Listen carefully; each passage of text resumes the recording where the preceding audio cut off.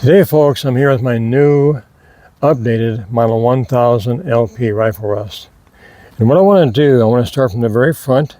I'm going to go through all the features of the rest. Okay, we're going to have the camera zoom on in here so I get a good close view. It's sitting on 3 foot pads. These foot pads are 3 inches in diameter. They have a Preston O-ring on the outside.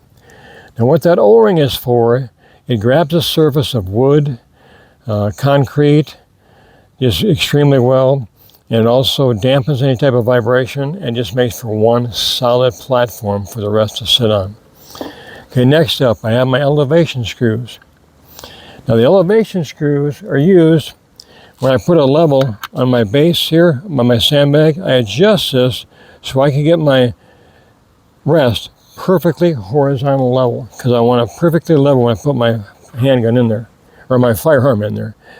Now next, I can also use this if I need to raise the whole entire base up if we're going to be shooting very high downrange. When I get to the position I want, these little jammers simply lock it in place. Once they're locked in place, it cannot move.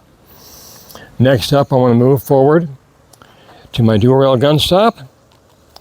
And you have choices here. I can either use a rectangular stop, or if I wish to, I can simply turn this around. I mean, some people like to just use a single post. I put my little cap on here, and I can adjust that wherever I want that to be. Next, the sandbag is held in by my clamp-in bars here. I have adjustment on the side of the sandbag from right here. And the big major chain here is my windage adjustment. And I'll show you here on my brand new, I want to show you the base of this, why this is so smooth. It's riding on linear bearings.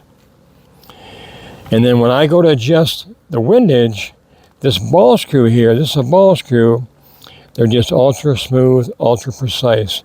Ball screws are something that are used, like say in CNC machines, lathes. It's just, like I said, makes the product just fun to use. Okay, next we're going to move down to the elevation. My elevation wheel, 6-inch wheel. It's assisted by 2 Timken bearings, washer bearings. It makes it very easy to turn. I lock this in. Once I find my position I want, I lock it in. At 0, I lock it in. This lock knob is at a 45-degree angle, which makes it very convenient to make this adjustment. Next, if one notices the low profile of the rest, very low to the table, the lower the better. Next thing back here, I have captured a 5/32 Allen wrench, which I use to adjust my sandbags, to take them off.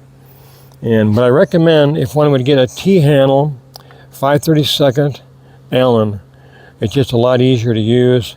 And in case I forget this in my shooting bag, I always have this one captured here on the rest. So I'm going to move towards the back. My rear sandbag. The rear sandbag is held in place by these 2 socketed cap screws. But when I want to position the sandbag at different positions, I got 4 positions. I got 1, 2, 3, and 4. The reason for this, there are so many different stocks out there, different lengths. This pretty much covers every stock out there. Now, if I wanted to raise the elevation of the sandbag, I would simply use a 1/2-inch spacer, sold separately. Place it on there, and I can raise it up as high as I want to. And there again, the socketed cap screws go in there, and they hold it in place. Okay, the final thing is my final rear adjustment, my final fine-tune rear adjustment.